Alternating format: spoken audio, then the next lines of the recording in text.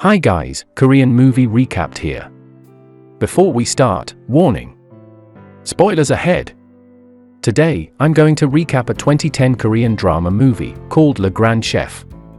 This movie is about a world-renowned chef who returns to her hometown, South Korea, to compete in a nationwide kimchi contest. Many talented kimchi chefs around the nation participate in this contest, including her step-brother. She bet with her brother, whoever wins the competition will have the right to decide the future of their family-run restaurant. What's the matter with their family-run restaurant? And who will win the competition? Let's find out together. The movie starts with a group of chefs preparing dishes for a large banquet. The executive chef in charge for that banquet is Jang, a famous Korean chef who is now working for the Prime Minister of Japan. Turns out that the Prime Minister of Japan is hosting the President of South Korea and his state officials. The banquet initially went smoothly before two special dishes, which are recognized by the President of South Korea as kimchi and bulgogi, came to their table. The President of South Korea happily says that the kimchi and bulgogi are both very delicious. Hearing this, the Prime Minister of Japan offendedly corrects that statement.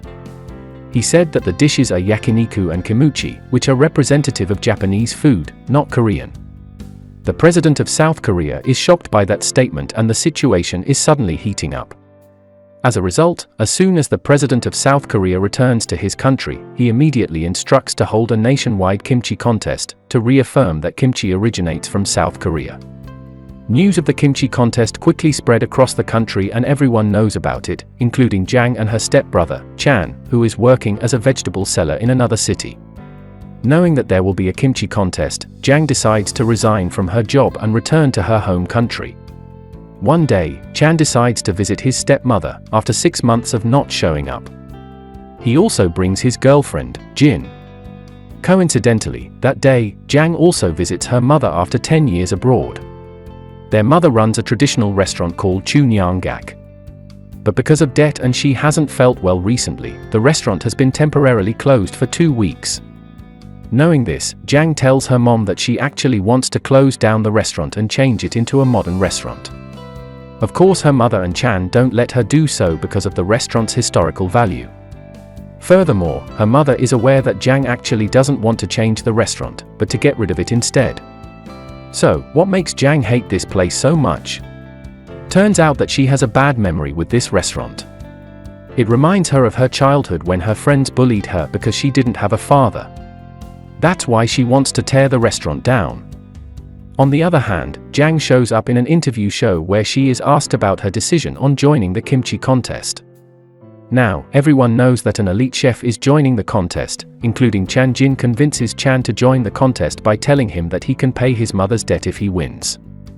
Not only that, he also can show Chunyeonggak's kimchi to the world. Meanwhile, Chan sees this opportunity through a different perspective. He bets with Jang, whoever wins the competition will have the right to decide the future of Chunyeonggak. Jang doesn't expect her brother to bet like that, but she accepts it. Finally, the kimchi contest day comes. The venue is crowded by so many people. There are a lot of kimchi stands too. This contest consists of 3 rounds, and the topics of each round are different from each other. For the first round, the topic is Our Proud Kimchi. Here, the contest committees want the contestants to make a non-spicy kimchi, which represents the original Korean kimchi. They are given 1 week to prepare for it. Before leaving the venue, Jang boasts to her brother that he has no chance to beat her. Jang makes good use of her time to prepare the best ingredients for her kimchi. She even makes her own sea salt herself because the salt available in stores has gone into mass production. It took her a long time to finally get the salt she wanted.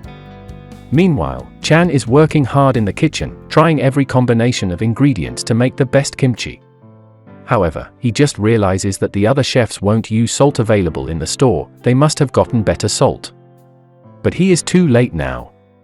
So what ingredient will he use in the upcoming contest? The first round starts. Every contestant is ready with their own ingredients and cooking tools. 2 hours of cooking time should be enough for them, especially Jang. Her experiences help her to stay calm during the competition. On the other hand, Chan also doesn't seem to have any difficulty. And finally, the cooking time is up. Now it's time for the judges to judge the food. They look happy with the contestant's kimchi. However, they look more satisfied after trying Jang's kimchi. Her kimchi, which looks like an appetizer, is considered a unique dish, as kimchi is usually a main dish. The unique and innovative ingredients that Jang used in her kimchi makes the judges even more delighted. But how about Chan? Apparently, the judges liked his kimchi too. While the other contestant used salt, he used traditional soy sauce instead. It suits his kimchi perfectly. As soon as the judging is over, the scores are displayed on a giant board. Surprisingly, Jang only got second place while Chan was in first place. Jang is very upset with this result, moreover she had already boasted to her brother.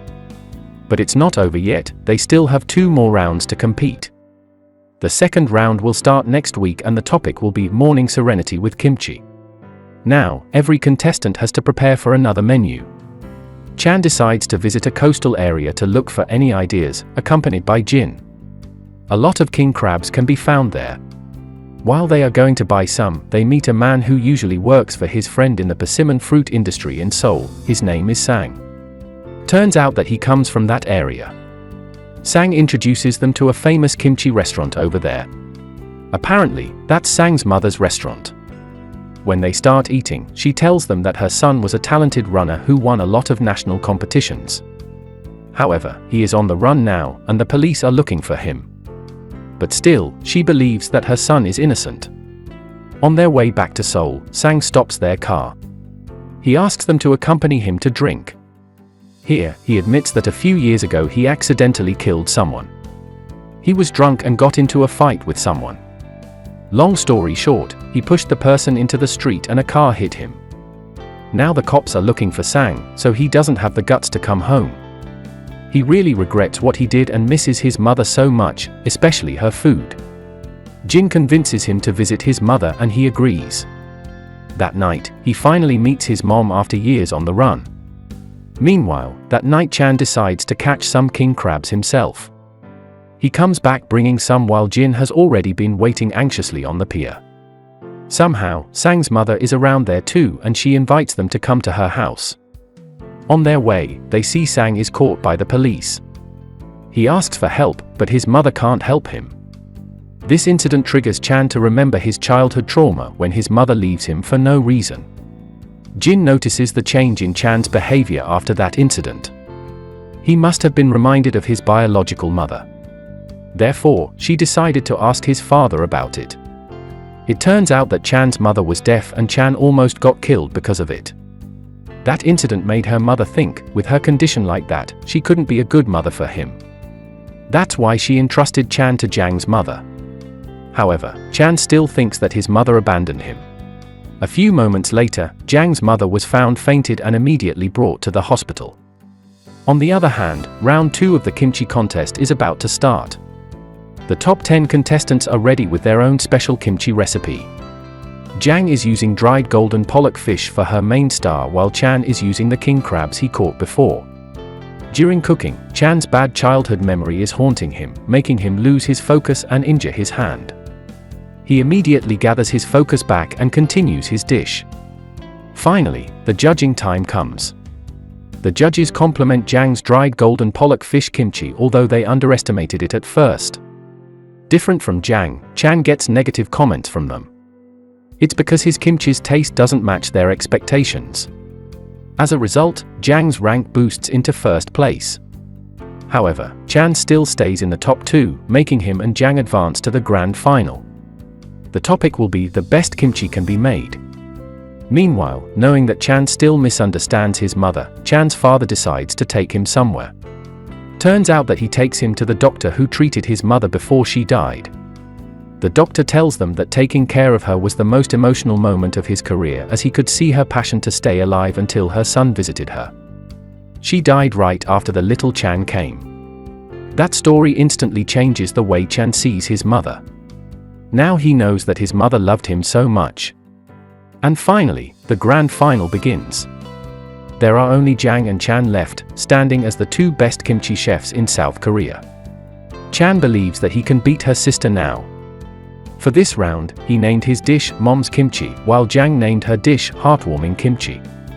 When the judging starts, everyone is very surprised realizing that they made the same kimchi. Chan and Jang also didn't expect that. But it turns out that Chan's kimchi has an advantage. He used cinnamon powder on his kimchi, while kimchi usually doesn't contain it. In front of everyone, he reminds Jang that her mother used to put some cinnamon powder on her kimchi. She did that to make Jang feel warm as she used to catch a cold when she was little. Jang is very emotional to hear that story and starts crying. Chan's kimchi reminds her of her mother's endless love. Now she regrets being rude to her mother. In the end, Jang's mother finally passes away. However, she can rest peacefully because Jang and Chan are finally getting along again. They agreed to work together and reopen Chunyangak, which has historical value to them. Their mother must be happy to see it all from heaven. Make sure to subscribe and turn on notifications so you can watch more videos like this. Thanks for watching, and see you next time.